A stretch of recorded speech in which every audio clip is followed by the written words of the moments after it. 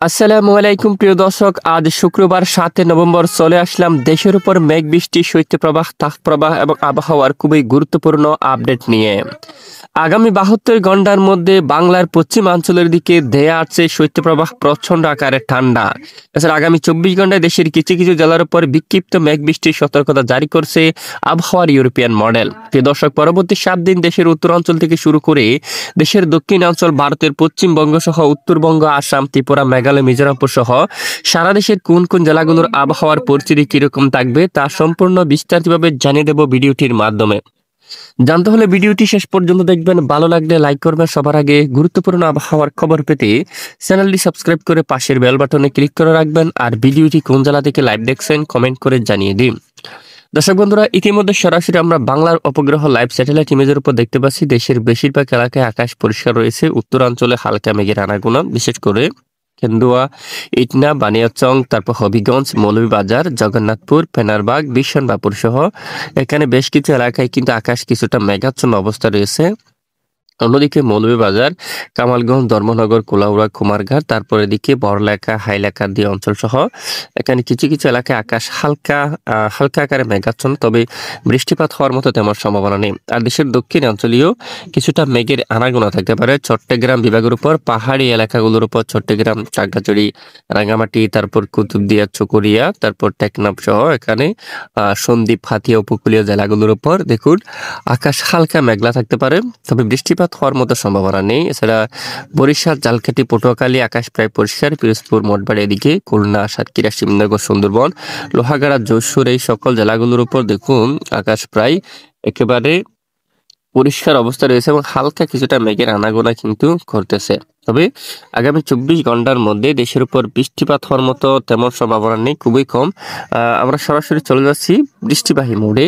ইতিমধ্যে দেখুন মেঘ বৃষ্টি মোড়ে আমরা চলে যাব। এখানে দেখুন আপনারা আগামী 24 ঘন্টায় সারা দেশের বেশ কিছু এলাকার আকাশ কিন্তু প্রায় পরিষ্কার থাকতে পারে। নতুন করে কোনো ধরনের বৃষ্টিপাতের সতর্কতা কিন্তু দেওয়া হয়নি। এরপরে শনিবার 8 নভেম্বর নাগাদও বাংলাদেশের বেশ কিছু এলাকায় আকাশ প্রায় একেবারে পরিষ্কার থাকার সম্ভাবনা রয়েছে। তবে আবহাওয়ার কিছুটা চরম সতর্কবার্তা রয়েছে, বিশেষ করে দেশের দিকে ধেয়ে আসছে শৈত্যপ্রবাহ ঠান্ডা। বিশেষ করে আগামী 72 ঘন্টায় বাংলাদেশের একেবারে পশ্চিম দিকের জেলাগুলোর উপর প্রচণ্ড ঠান্ডা শীতের আমেজ কিন্তু বৃদ্ধি পাবে। তাপমাত্রা ধীরে ধীরে অনেকখানি কমে যেতে পারে এবং দেশের উপর চলমান ব্যবসা গরম কিন্তু অনেকটাই কমে যাওয়ার সম্ভাবনা রয়েছে। এবং আজও আগামীকাল দেশের বেশ কিছু এলাকায় উত্তর দিক থেকে হিমেল ঠান্ডা বাতাস কিন্তু বয়ে যাওয়ার সম্ভাবনা থাকবে। তো আসুন আমরা এক নজরে আপনাদেরকে দেখিয়ে দিচ্ছি। ইতিমধ্যে দেখা যাচ্ছে দেশের বেশ কিছু এলাকায় উত্তর দিক থেকে বাতাস বয়ে যাওয়ার সম্ভাবনা থাকবে আজ, ঠান্ডা বাতাস। এদিকে চট্টগ্রাম সহ ফটিকছড়ি, খাগড়াছড়ি সহ আমরা পূর্বাঞ্চল, কুমিল্লা, তারপর সেনবাগ, মতিরহাট, লালমোহন, বরিশাল, পিরোজপুর, মঠবাড়িয়া, কলাপাড়া সহ সকল জেলাগুলোর উপর উত্তরে ঠান্ডা বাতাস বইতে পারে। খুলনা, সাতক্ষীরা, শিবনগর, যশোর, লোহাগাড়া, মাদারীপুর, ফরিদপুর, তারপর শাইলকুপা, পাবনা সহ নাগারপুর, কাপাসিয়া, কিশোরগঞ্জ, মাদার, ময়মনসিংহ, সরিষাবাড়ি, সিংড়া, রাজশাহী সহ তারপর এখানে মহাদেবপুর দেখুন সকল জেলায় কিন্তু উত্তর দিক থেকে ঠান্ডা বাতাস বইতে পারে। এছাড়া পশ্চিমবঙ্গেরও একাধিক জেলায় কিন্তু উত্তর দিক থেকে বাতাস বয়ে যাওয়ার সম্ভাবনা থাকবে। আগামীকালও দেশের বেশ কিছু এলাকায় ঘন্টায় প্রায় 30-35 কিলোমিটার বেগে উত্তর দিক থেকে ঠান্ডা বাতাস বয়ে যাওয়ার সম্ভাবনা থাকবে সারা দেশের বেশিরভাগ এলাকা জুড়ে দেখুন। এরপরে 9 তারিখ রয়েছে, 10 তারিখেও কিছুটা, 11 তারিখ অলরেডি বাতাস বয়ে যাওয়ার সম্ভাবনা থাকবে। পাশাপাশি পশ্চিমবঙ্গের উপর কিন্তু ইতিমধ্যে বাংলার উপর কিন্তু কিছুটা ব্যবসা গরম রয়েছে। আজও বরিশাল, পিরোজপুর, মঠবাড়িয়া, কলাপাড়া, লালমোহন এই সকল জেলাগুলোর উপর কিছুটা ব্যবসা গরম থাকতে পারে। মাদারীপুর, লোহাগাড়া, তারপর ঢাকা, কাপাসিয়া সহ সরিষাবাড়ি, ময়মনসিংহ কিছুটা ব্যবসা গরম থাকবে। কুমিল্লা, সেনবাগ, ফটিকছড়ি, তারপর এদিকে চট্টগ্রাম, কুতুবদিয়া, টেকনাফ সহ বেশ কিছু জেলার উপর কিছুটা ব্যবসা গরম রয়েছে। এবং আগামীকাল দেশের একেবারে দক্ষিণ পূর্ব টেকনাফের দিকে, কক্সবাজারের দিকে কিছুটা ব্যবসা গরম থাকবে, ধীরে ধীরে কিন্তু কমতে যাচ্ছে। আর এদিকে ধীরে ধীরে দেশের উপর ঠান্ডা প্রবেশ করতে যাচ্ছে, শীতের আমেজ।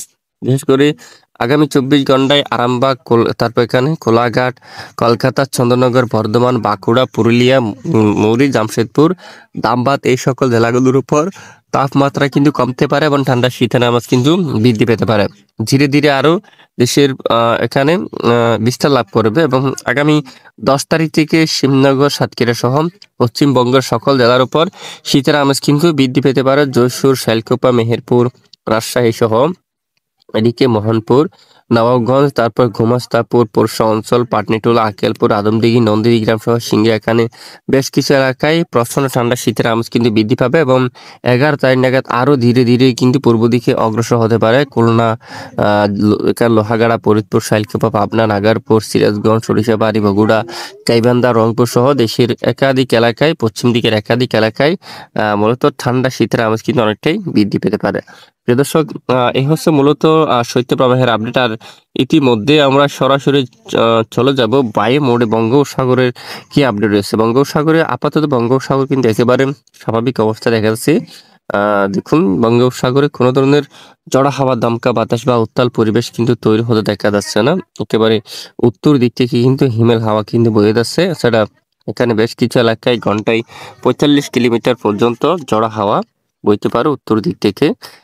তবে সাগর কিন্তু একেবারে স্বাভাবিক থাকার সম্ভাবনা রয়েছে। নতুন কোনো নিম্নচাপ তৈরি হওয়ার আশঙ্কা আছে কিনা দেখুন, ইতিমধ্যে নতুন কোনো নিম্নচাপ তৈরি হওয়ার মতো পরিবেশ কিন্তু দেখা যাচ্ছে না।